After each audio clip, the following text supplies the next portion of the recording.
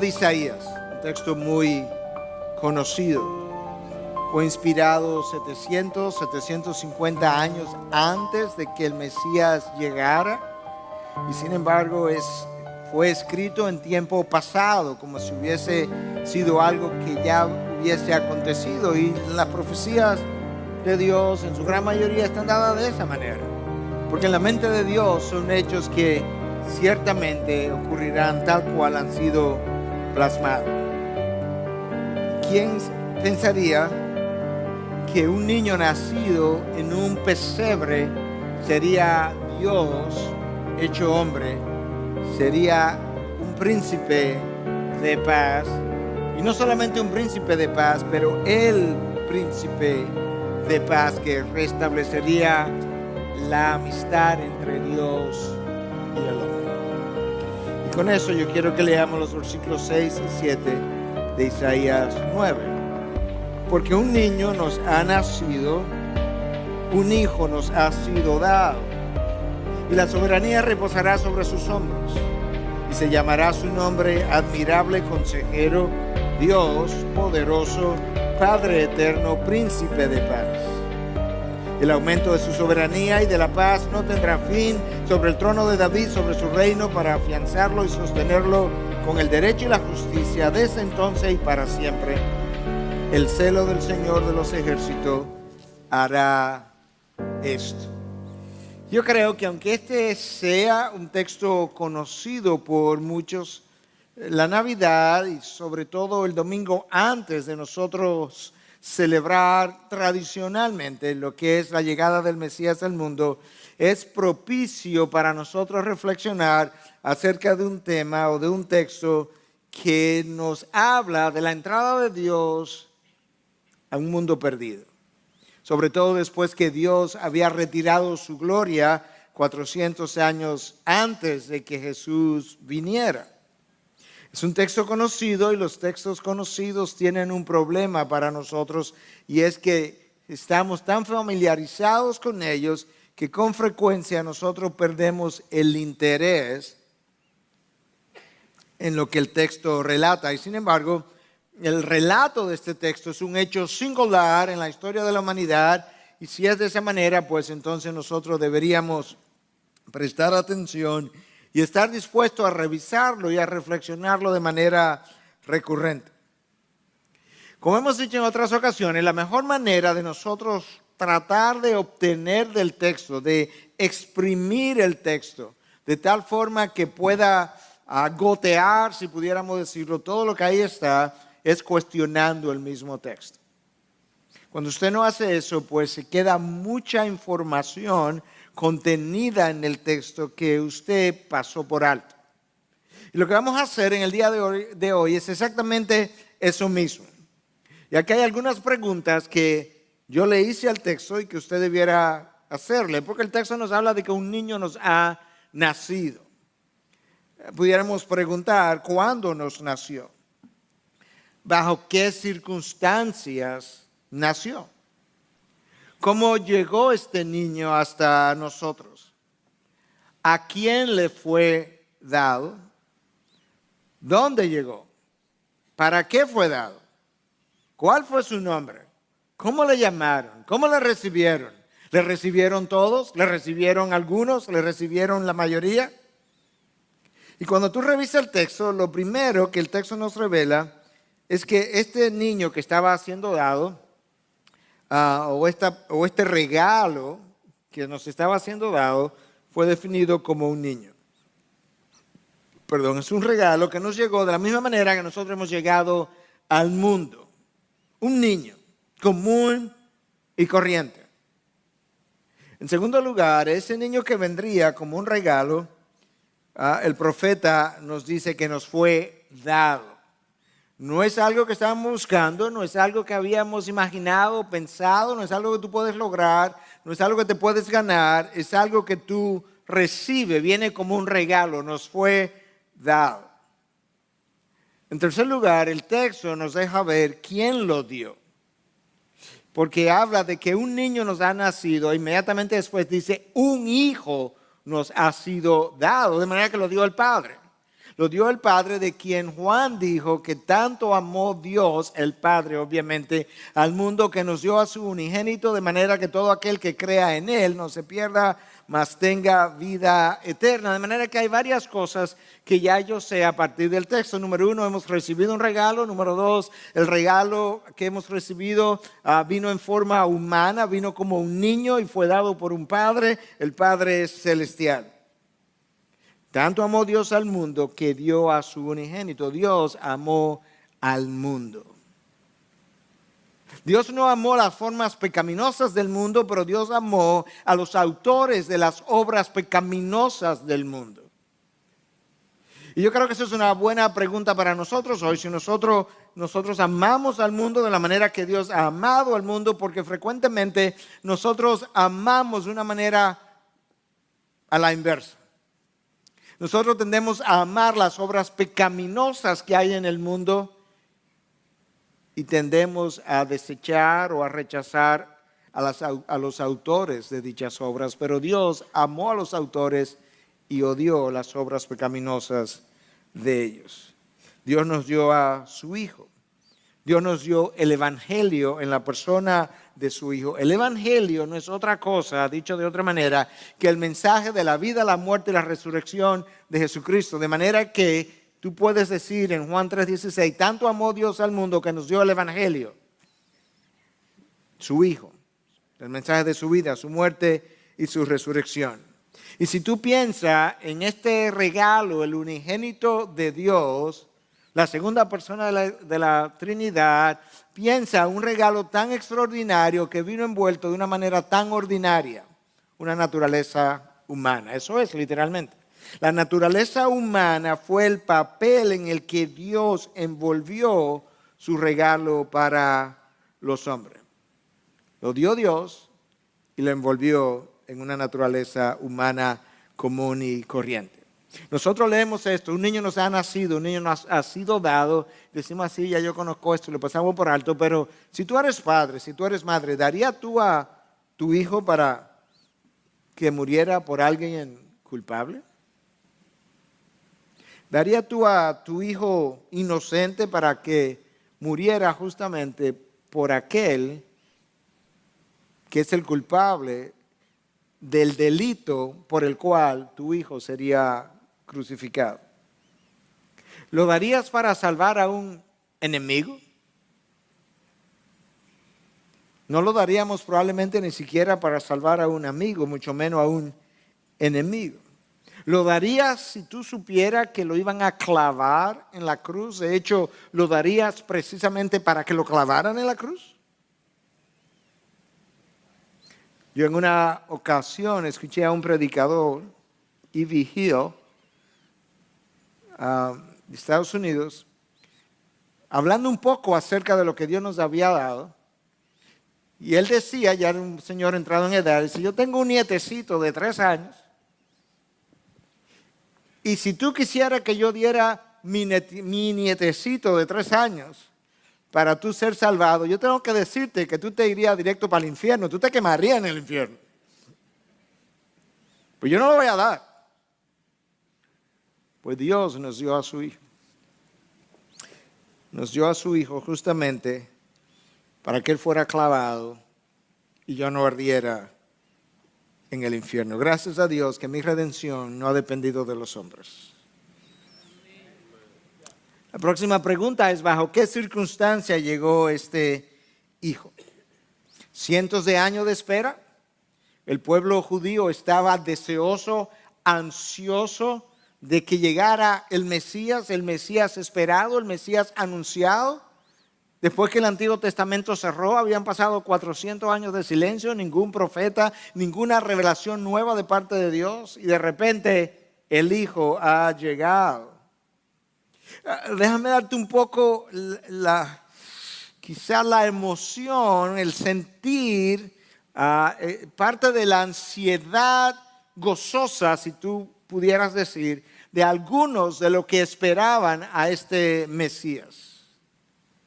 Lucas en el capítulo 2, del versículo 25 en adelante, nos relata o nos habla de 2 personas entradas en edad no casadas entre ellos, independientes el uno del otro, uno de nombre Simeón y la otra de nombre Ana. Y nos dice Lucas un poco acerca de cómo ellos anticipaban la entrada de este niño que Isaías dice que nos ha nacido. Escucha lo que el versículo 25 dice: y había en Jerusalén un hombre que se llamaba Simeón, y este hombre justo y piadoso esperaba la consolación de Israel. Notas cómo el Mesías es llamado la consolación de Israel, lo que implica que Israel estaba en dolor, en angustia, y el Espíritu Santo estaba sobre él. Era un hombre justo, era un hombre piadoso, el Espíritu Santo moraba sobre él. Con razón tenía iluminación para saber la consolación de Israel ha de llegar. Y por el Espíritu se le había revelado que no vería la muerte sin antes ver al Cristo del Señor. Movido por el Espíritu fue al templo, y cuando los padres del niño Jesús le trajeron para cumplir el rito de la ley, él tomó al niño en sus brazos, Dios en los brazos de Simeón ahora, y bendijo a Dios y dijo: ahora, Señor, permite que tu siervo se vaya en paz conforme a tu palabra, porque han visto mis ojos tu salvación, Cristo es mi salvación, la cual has preparado en presencia de todos los pueblos, luz de revelación a los gentiles y gloria de tu pueblo Israel. Luz de revelación a los gentiles. Ahí hay un anuncio de que Cristo no solamente venía para el pueblo de Israel, venía para todos nosotros los gentiles. Y ahora este hombre, Simeón, que ha visto a Jesús, que ha tenido a Dios en sus brazos, ha visto al Creador de su vida ahora en sus brazos, él dice: Señor Dios, Padre, yo me puedo ir del templo, pero me puedo ir también para tu presencia. He visto tu rostro, te he cargado. Y junto con él había una profetisa en el templo que no salía del templo, no dejaba de orar día y noche, la profetisa Ana, que al verlo se regocijó junto con Simeón. Y mientras Ana y Simeón se regocijaban, mientras Ana y Simeón habían esperado por este momento tan particular y singular, ¿qué estaba ocurriendo en el resto de la población? Este día que ellos le reciben era el 8º día de su nacimiento, fue presentado al templo como la ley mandaba para ser circuncidado.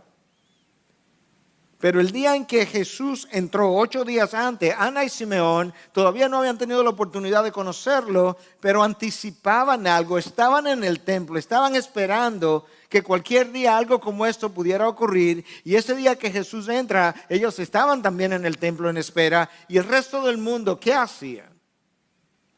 Bueno, el resto del imperio romano se había movilizado, cada cual a su área de nacimiento, porque el emperador había dictaminado que se hiciera un censo. César Augusto había determinado que cada cual fuera movido a su lugar de nacimiento para ser censado, y eso es lo que mueve a José y a María de su lugar de residencia a su lugar de nacimiento, y es en esa travesía que ellos tienen que detenerse en Belén, donde Jesús nació. De manera que el día que Jesús nació, todo el mundo estaba ocupado. Y esa parte de la ocupación de todo el mundo explica parcialmente por qué el mundo, su entrada le pasó desapercibida. A los suyos vino y los suyos no le recibieron, no le reconocieron. Él vino de una forma inesperada, sin anunciarse, en un pesebre. Sus mejores testigos eran unos cuantos animales de alrededor. En Belén, en una aldea desconocida, una aldea pequeña. No vino a Roma, no vino a Atenas, no vino a Jerusalén, donde los reyes hubiesen hecho su entrada. La gente no lo recibió, y en gran medida no lo recibió porque la gente estaba contenta con su forma de vivir.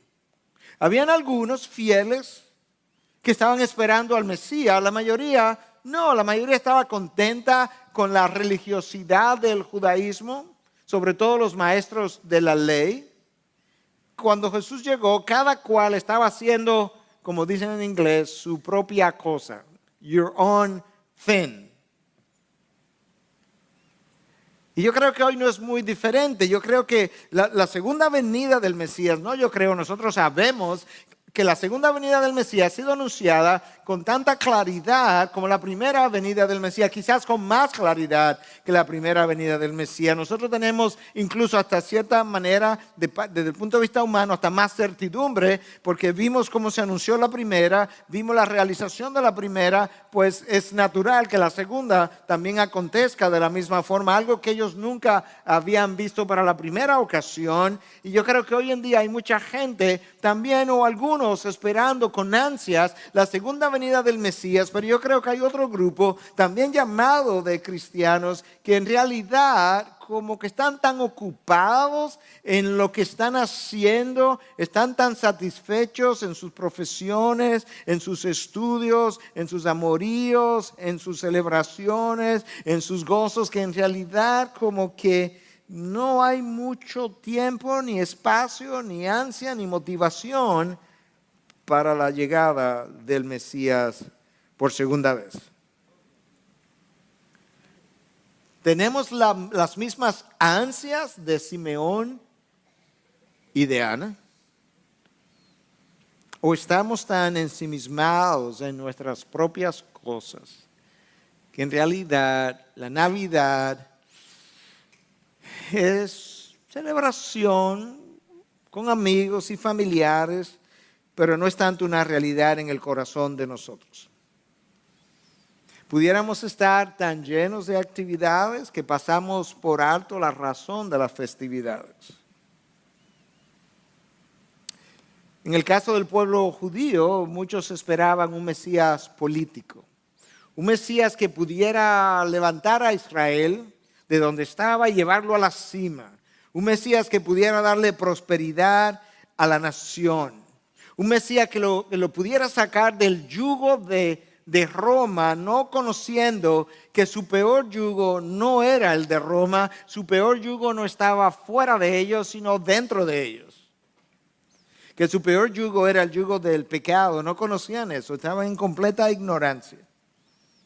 Por tanto, los que esperaban un Mesías político esperarían que este Mesías naciera en Roma quizás, en medio del esplendor de Roma, o quizás en medio del esplendor del templo de Jerusalén por lo menos, pero no en una aldea, no en un pesebre rodeado de pastores. Y nosotros leemos eso muchas veces y decimos, el Mesías, habían unos pastores en el campo, y inmediatamente nos imaginamos el campo verde, ovejitas muy lindas y pastores, ay, qué tierno eso. Pero si fuera hoy, diría, Jesús nació en un campo rodeado de campesinos.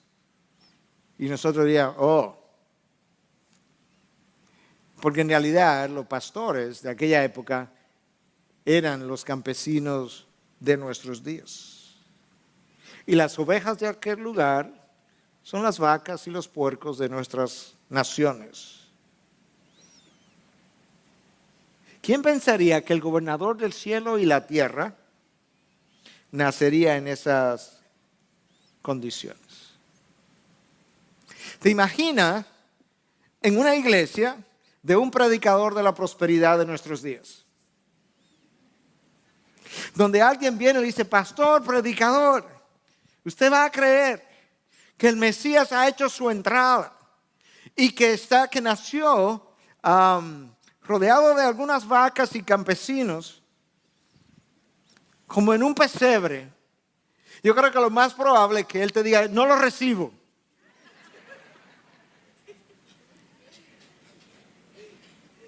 Porque ciertamente la nación de Israel tenía un concepto similar del Evangelio, por así decirlo, del Antiguo Testamento.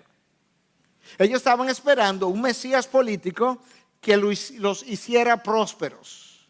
Ellos estaban esperando un Mesías político que le diera libertad y lo hiciera cabeza y no cola, como hablan estos predicadores de la prosperidad. Y que ellos pudieran entonces disfrutar de la abundancia que Roma había disfrutado por tanto tiempo. Ellos esperaban ciertamente que ellos pudieran ser llevados a la cima del mundo como en tiempos de David. Yo creo que eso pasaría. Yo creo que los predicadores de la prosperidad jamás pudieran estar preparados para recibir a un Mesías que hubiese llegado en las condiciones en que él vino. Y hoy se pudiera decir, y a los suyos vino y los suyos no lo recibieron. Todavía hay preguntas que nosotros tenemos que contestar. ¿A quién le fue dado? ¿Y para qué nos fue dado? Yo voy a contestar esas preguntas un poco más adelante, pero yo quisiera permanecer por ahora con el texto cuando nos habla de cómo él sería llamado. Escucha, será llamado su nombre, admirable consejero, Dios poderoso, Padre eterno, príncipe de paz. Admirable consejero, algunos prefieren traducirlo como dos palabras sustantivos, nombres distintos. En el hebreo pudiera ser traducido exactamente como está en la traducción de las Américas, admirable consejero, como una sola frase. Y ciertamente él fue y es admirable. Fue admirable en su entrega. Dejó el cielo para venir a la tierra. Dejó la eternidad para venir a lo terrenal. Dejó el lugar donde el tiempo no cuenta para entrar a un terreno donde el tiempo cuenta tanto que él necesitaba estar 9 meses en el interior del vientre de una madre. Él es admirable al dejar la gloria para venir y nacer en deshonra. En esencia, el rey del universo, creador del cielo y la tierra, nacer en un pesebre, en un establo, es una deshonra. Él es admirable al dejar al Padre para venir y unirse a discípulos que luego lo abandonarían y lo traicionarían. Él es y fue admirable en su servicio. Sirvió sin preguntar a quién servía. Sirvió a los tibios, como Natanael en un momento dado, un escéptico, un prejuiciado. Y habiendo servido a Natanael, lo llevó de ser un tibio a ser uno de los 12. Le sirvió a un Tomás, un incrédulo, otro tibio. Tibio hasta el final, para hacerlo uno de los 12. Luego nombrado en el libro de Apocalipsis, como a cargo de cada una de las puertas de la gran ciudad.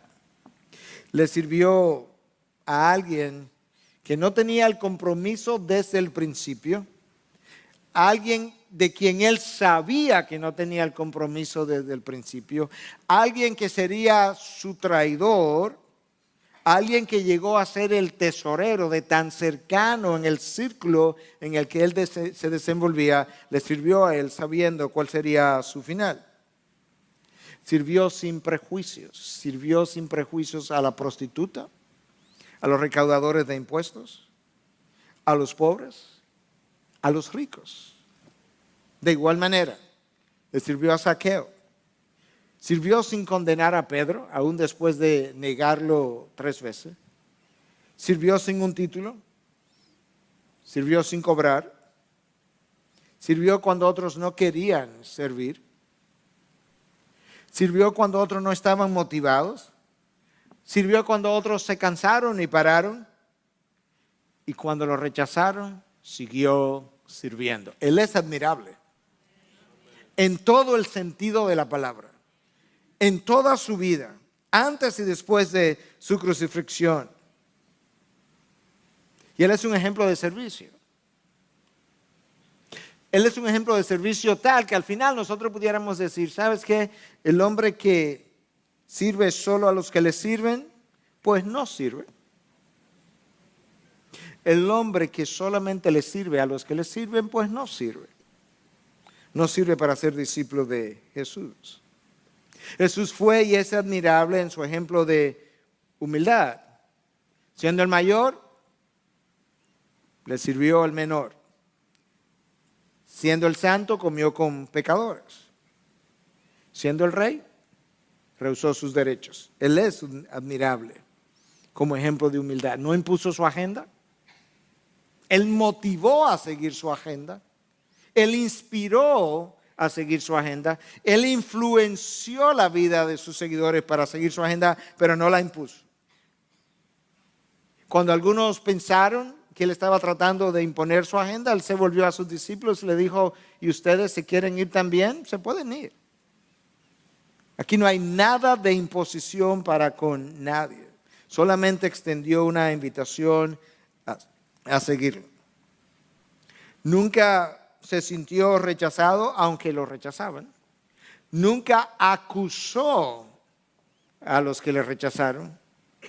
Nunca quiso ser el primero, ni estar entre los poderosos. ¿Te imaginas que no fue a visitar a César Augusto? Ni a Pilato lo mandaron a buscar. No tenía interés en visitarlo. Si admirable fue su nacimiento, más admirable aún fue su muerte. Y al pensar entonces que él nació para morir de una manera, entonces podemos comenzar a contestar las dos preguntas que nos quedaron fuera. ¿A quién fue dado? ¿Para qué fue dado? Porque no hago mucho con Isaías 9:6, sabiendo que un niño me fue dado, un hijo me fue dado, pero si no sé para qué fue dado, simplemente digo, bueno, no fue dado. Si no digo para quién fue dado, digo, bueno, pero no sé, quizá fue para los judíos solamente, quizá para la población de hace 2000 años. Yo tengo que preguntar y escudriñar la palabra. En realidad los judíos mismos no entendían para qué fue dado. Los judíos creían que el Mesías venía básicamente a restablecerlo a ellos como nación principal, pero ellos no pensaban que los gentiles merecían salvación, a pesar de que Simeón nos dice que él sería una luz para los gentiles. No, ellos pensaban que los pecadores eran los gentiles. Habían dos grupos de personas. Los pecadores, gentiles, y nosotros. Los gentiles fueron creados, decían algunos, para alimentar el fuego del infierno. Sin embargo, él fue luz de revelación a los gentiles y gloria de tu pueblo Israel. Los rabinos nunca entendieron eso. Ellos enseñaban que en el interior del hombre habían dos principios, uno bueno y uno malo, y que Dios había creado ambas cosas. Israel no tenía necesidad de salvación, Israel era salvo, los gentiles eran los que tenían necesidad de salvación, pero no se la merecían. De ahí que el fariseo va al templo y dice, Señor, dándose golpe, o mejor dicho, bajando la cabeza o subiendo la cabeza, perdón, le dice, Señor, te doy gracias que yo no soy como este publicano que está aquí al lado mío. Yo no soy como él.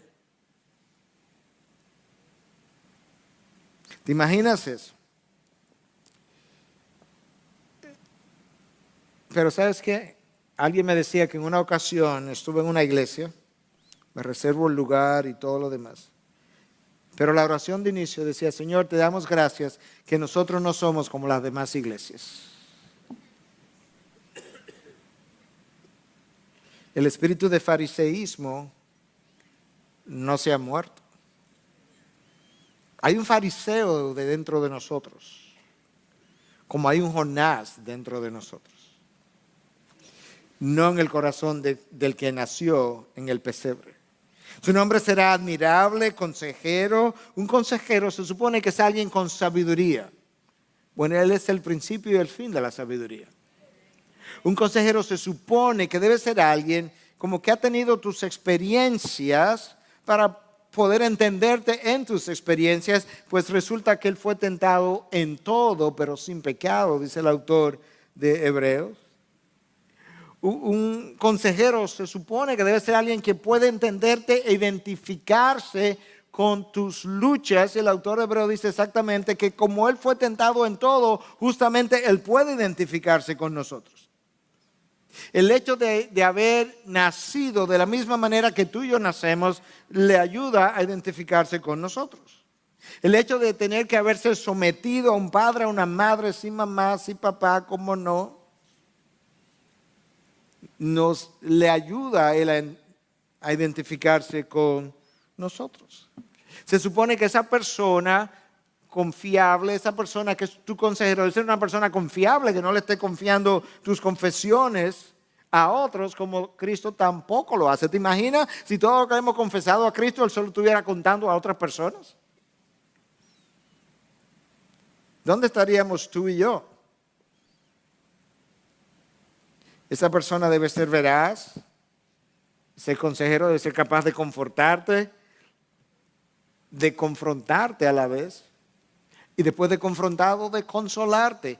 Ese es un admirable consejero, ese es nuestro Cristo. Isaías dice que también su nombre sería Dios poderoso. Y pudiéramos hablar del poder de Jesús al crear el universo. Todo lo que fue hecho por medio de Él, y nada de lo que ha sido hecho sin Él, dice Juan 1.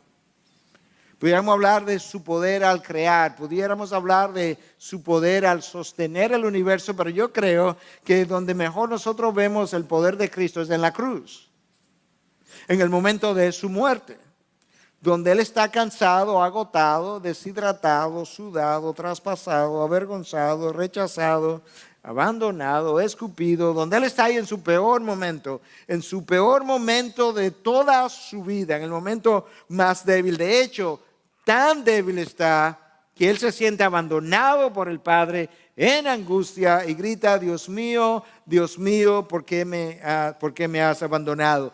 En ese momento de máxima debilidad, el apóstol Pablo, escribiendo a los Colosenses, nos dice que allí Él derrotó todos los poderes de las tinieblas, desarmó el mundo de las tinieblas en su momento más débil. ¿Te imaginas de qué clase de poder estamos hablando de que este niño tendría?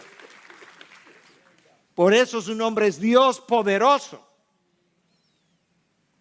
Este niño, es un bebé, pero es Dios poderoso. Espera que Él crezca. Espera que Él muera. Espera que lo entierren. Y verás como de viernes a domingo derrotaría el pecado, derrotaría la muerte, desarmaría el mundo de las tinieblas y dejaría la tumba vacía. Ese es nuestro Dios poderoso. Espera que venga, espera que llegue. Escucha lo que el Nuevo Testamento dice de ese Dios poderoso. Dice que es poderoso para hacer todo mucho más abundantemente de lo que podamos pedir o entender o imaginar. Efesios 3:20. Dale rienda suelta a tu imaginación en términos de lo que quisiera ver o crear. Y el texto dice, Él es poderoso para hacer mucho más que todo lo que ustedes puedan imaginar al mismo tiempo. 2 Timoteo 1:12. Yo sé en quien he creído y estoy convencido de que es poderoso para guardar mi depósito hasta aquel día. Si hay alguien aquí en el día de hoy que va a entregar su vida al Señor Jesús, yo quiero decirte por medio de la palabra que aquel a quien tú le entregas tu vida es poderoso para tomar esa vida que tú le entregas hoy y guardarla hasta que te encuentres con Él. Él es poderoso para hacer tal cosa. Hebreos 2:18 dice que Él es poderoso para socorrer a los que son tentados. ¿Te has sentido tentado alguna vez? ¿Has estado a punto de caer alguna vez? ¿Tienes miedo de que pueda caer en el día de mañana? Yo quiero decirte que si tú te arrodillas delante de Él y le dices: Señor, yo necesito tu ayuda, no me dejes esto a mí solo. Él es poderoso para ayudarte en medio de tu tentación. Dios ha asegurado eso. 7:25 Hebreos, por lo cual también es poderoso para salvar para siempre a los que por medio de Él se acercan a Dios, puesto que vive perpetuamente para interceder por ellos. ¿Tú oíste todo lo que hay ahí? Él es poderoso para salvarte para siempre. De manera que si entregas tu vida a Cristo hoy, no tienes verdaderamente, genuinamente, tu corazón es entregado, no tienes que preocuparte de que cuidado si yo en el día de mañana pierdo mi salvación, porque Él es poderoso para guardarla para siempre, dice la palabra de Dios. Pero ¿a quiénes? A aquellos que se acercan a Dios por medio de Él. No hay manera de acercarme al Padre si no es a través de ese niño que nos ha nacido en un pesebre, en una aldea desconocida. ¿Tú sabes lo que dice el texto? Que Él vive, escucha esta palabra, perpetuamente para interceder por ellos. ¿Tú le has dicho alguna vez a alguien, ora por mí, por favor? ¿Tú has hecho esa petición? ¿Cuántos de nosotros hemos hecho esa petición? Antes de subir aquí, yo le dije a mi esposa, ora por mí, por favor, porque mi cabeza no estaba en su lugar. ¿Sabe lo que dice el texto? Que Él perpetuamente vive para interceder por nosotros. De manera que cuando tú te volteas a tu esposa, a tu amigo, a alguien dice, ora por mí, tú pudieras levantar la cabeza y decirle, Jesús, ora por mí.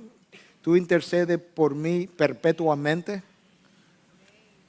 ¿Cuántas oraciones tú crees que Jesús le ha hecho al Padre que el Padre no haya escuchado? Que el Padre no haya respondido. Ninguna. Él es poderoso. Y Judas 1:24 dice que Él es poderoso para guardaros sin caída, para presentaros sin mancha en presencia de su gloria con gran alegría. Su poder es tal que Él tiene ese poder para presentarme delante de su Padre y decir, Padre, aquí está mi discípulo Miguel, sin mancha, sin arruga, y Él te pertenece a ti, yo lo he guardado. Aquí está, recíbelo. El niño que nos nació, que Dios nos dio. Admirable, consejero, Dios poderoso, Padre eterno. ¿Cómo que este niño es mi padre? Bueno, eso no es tan claro, a menos que recuerde las palabras, la conversación de Jesús con Felipe. Felipe quería ver al Padre y Jesús le dice, Felipe, pero yo tengo tanto tiempo contigo y todavía no lo sabes. El que me ha visto a mí, ha visto al Padre. Pero yo no entiendo, Jesús. Es que yo y el Padre uno somos. Padre eterno. Ese es otro de sus nombres, pero en cierta medida Él puede recibir ese nombre de Padre eterno, primero por lo que acabamos de decir, pero también por algo que el Salmo nos dice en 103:13, dice, como un padre se compadece de sus hijos, así se compadece el Señor de los que le temen. Y esa es la idea. Cristo se compadece de nosotros de una manera como un padre mira a su hijo en dificultad y se compadece de él. Admirable, consejero, Dios poderoso, Padre eterno, pero no terminamos. Todo esto son sus nombres. Príncipe de paz. Los judíos nunca pensaron que el hombre, ellos por lo menos, estaba en enemistad y en guerra contra Dios. La razón por la que Él es el príncipe de paz, el príncipe es el hijo del rey, Él es el hijo de Dios Padre. Y la razón por la que es llamado de paz es justamente porque cuando Él hace su entrada ese día en Belén, en ese pesebre, el hombre no tenía paz. No había paz entre Dios y el hombre. Él vino a restaurar esa paz. Y el día que los pastores estaban ahí, en el campo, pastoreando, lo primero que ellos escuchan es esto: no temáis, de parte del ángel que anunciaba, porque os traigo buenas nuevas de gran gozo. ¿Cuáles son las buenas nuevas y cuál es el gozo? Las buenas nuevas es que un Salvador nos ha nacido. ¿Y cuál es el gran gozo? Que la enemistad que existía entre Dios y el hombre podrá ser quebrada a partir de lo que Él viene a hacer, y hoy es el comienzo de eso. Si el hombre no cree eso, la salvación que Cristo vino a ofrecer no tiene gran sentido. Mientras más justo el hombre se cree, menos sentido tiene la salvación que Cristo ofrece. Que Cristo viniera a morir para el perdón de los pecados, a los fariseos le pareció un sinsentido. Por eso la cruz no tenía propósito, no tenía sentido. Que el Mesías, el Hijo de Dios, Dios encarnado, según Él se proclamó, fuera el que fuera a la cruz a morir de esa manera. Para ellos no fue buenas nuevas, de hecho fue malas nuevas. Malas en el sentido de que esto no era lo que esperábamos. En un principio quizá había una esperanza de que Jesús pudo haber sido el Mesías político que ellos esperaban, pero no esto. Entonces para ellos fue malas nuevas, y fue malas nuevas porque al rechazarlo ellos quedaban en su condenación. Ellos no sabían que su mayor liberación no tendría que ser de Roma, sino de su propio pecado, de algo mucho peor. Pero Cristo, en gran manera, también vino a liberarlos y a liberarnos del legalismo y de la religiosidad de los fariseos. Gran parte del problema de los fariseos fue precisamente que ellos entendían que no necesitaban salvación por la manera como ellos se medían a sí mismos. Los fariseos siempre sonaron mejor que como vivieron. Eso sería una marca distintiva. Ellos medían a los demás por un estándar que ellos no podían cumplir ni nunca cumplieron.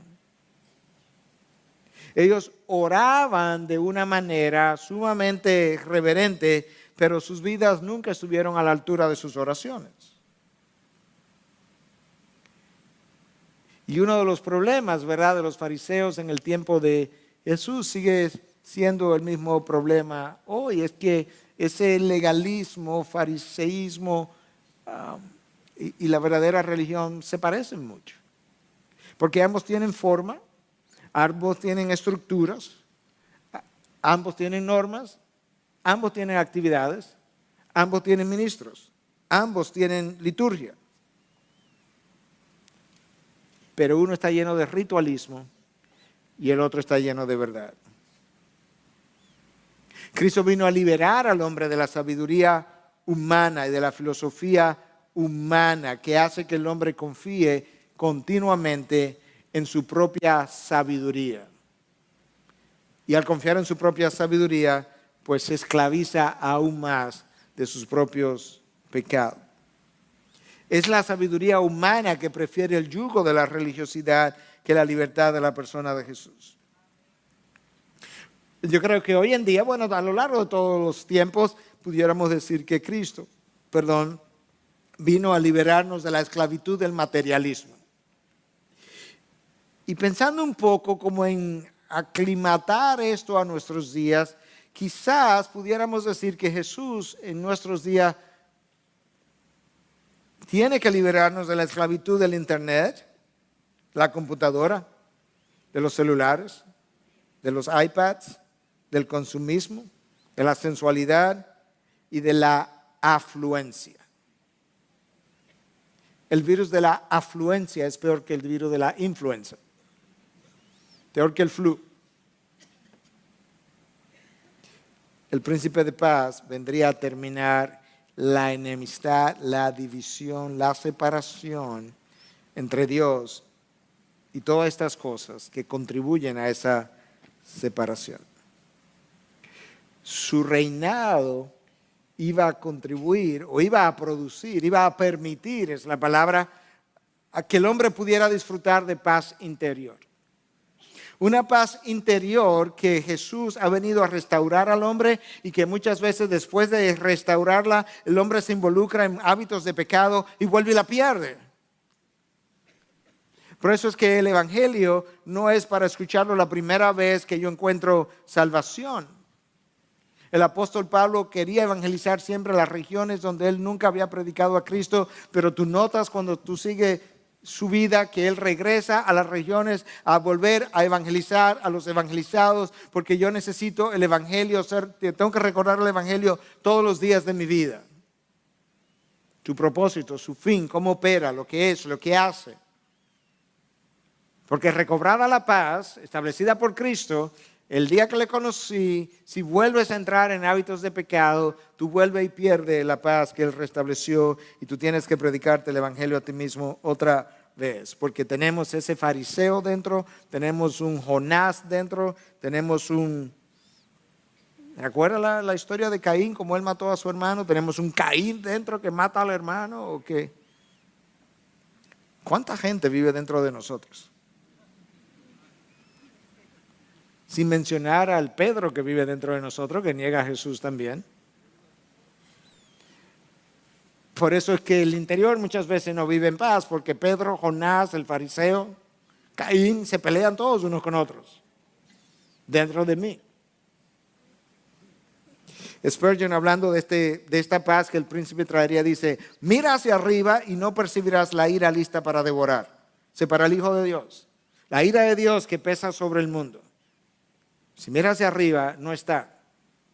Mira hacia abajo y no encontrarás el infierno, porque no hay condenación para aquellos que estamos en Cristo Jesús. Mira hacia atrás y te darás cuenta que tus pecados han sido borrados. Mira alrededor y descubrirás que todas las cosas cooperan para bien para aquellos que aman a Dios. Mira hacia adelante y descubrirás cómo la gloria brilla como brilla el sol en la mañana. Mira hacia adentro y encontrarás la paz que trasciende todo entendimiento. Por eso Él es llamado Príncipe de Paz. Soberano. La soberanía reposará sobre sus hombros. Versículo 6. De manera que este niño en un pesebre tendría sobre sus hombros la conducción del mundo entero. Tendría el poder, la autoridad para gobernar y la posesión todo el mundo. No solamente la responsabilidad, no solamente el poder, sino también el derecho para gobernarlo, para ejercer señorío, autoridad sobre todo el universo. Escucha cómo dice Isaías 9:7, su gobierno y soberanía irán en aumento poco a poco.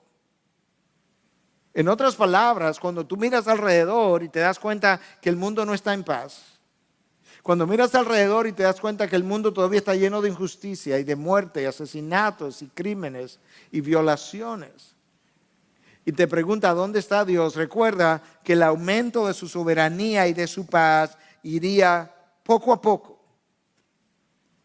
Que no era algo que Él iba a imponer en un solo día. Cristo puede imponer su gobierno en este momento y su justicia en un abrir y cerrar de ojos, pero tendría que matar a mucha gente y dejar solamente a los redimidos, y muchos de nosotros no quisiéramos que eso ocurriera todavía, porque tenemos intereses aquí, tenemos amigos, tenemos familiares, tenemos hijos, tenemos hermanos, tenemos padres, tenemos madres, que nosotros quisiéramos ser salvos, y estamos diciendo muchas veces: Señor, quisiéramos que venga, pero al mismo tiempo te rogamos como que retenga un poco y en tu misericordia, en lo que retarda tu regreso, dale salvación a estos. De manera que el hecho de que su soberanía y su gobierno vayan en aumento poco a poco a nosotros nos conviene. No seamos tan prestos a decir: Señor, pero haz justicia ahora mismo. Más bien: Señor, ten misericordia ahora mismo. Leemos los periódicos, nos molestan las noticias. Tranquilo, el príncipe de paz está aumentando su gobierno poco a poco. Y Él es el que ha nacido y nos ha sido dado. Piensa un poco en estas injusticias por un momento, para que puedas descubrir que la mayor injusticia se llevó a cabo en la cruz. La mayor injusticia que jamás haya ocurrido. ¿Es justo que Él fuera colgado y tú y yo fuésemos dejados libres? Piensa en estas preguntas a manera de ir concluyendo. ¿Por qué tenía que ser Él el acusado cuando yo fui el transgresor, el que cometía el delito? ¿Por qué tenía que ser Él el crucificado y no yo, que era el condenado? Eso es injusto. ¿Por qué tenía que ser Él el que fuera traicionado cuando yo soy el traidor? ¿Por qué tenía que ser Él el herido cuando yo causé las heridas? ¿Por qué tenía que ser Él el abandonado cuando yo he sido el infiel? Esto es lo que ocurre en la cruz. Se combinaron la injusticia de los hombres, de Pilatos, de Herodes, de los judíos, de los romanos, la injusticia con la justicia de Dios. Eso es donde ellas dos comulgan. porque desde el punto de vista divino era justo que Cristo fuera tratado de esa manera, porque Él voluntariamente decidió a morir en mi lugar. Y por tanto, como Él decidió morir en mi lugar, lo justo era que Él pagara como a mí me tocaba pagar, de tal forma que Cristo está en la cruz cumpliendo la justicia de Dios y está en la cruz debido a la injusticia de los hombres. ¿Lo puedes ver? Y a través de esa cruz, Él haría comenzar a crecer la soberanía, el gobierno y la justicia del mundo. Fue la justicia de Dios que demandó el pago de la injusticia de los hombres. Y es en esta época donde nosotros tenemos que recordar: un niño nos ha nacido, un hijo nos ha sido dado, y la soberanía reposará sobre sus hombros, y se llamará su nombre admirable, consejero, Dios poderoso, Padre eterno, príncipe de paz. El aumento de su soberanía y de la paz no tendrán fin sobre el trono de David y sobre su reino, para afianzarlo y sostenerlo con el derecho y la justicia desde entonces y para siempre. El celo del Señor de los ejércitos hará esto. Es el celo de Dios que ha hecho cumplir estas promesas. Y es el celo de Dios que nos traerá de regreso al Mesías la próxima vez. No en un pesebre, no en una aldea oscura, porque todo ojo le verá y toda rodilla se doblará y toda lengua confesará que el niño que nos fue dado es Señor y Dios del universo, para la gloria del Padre.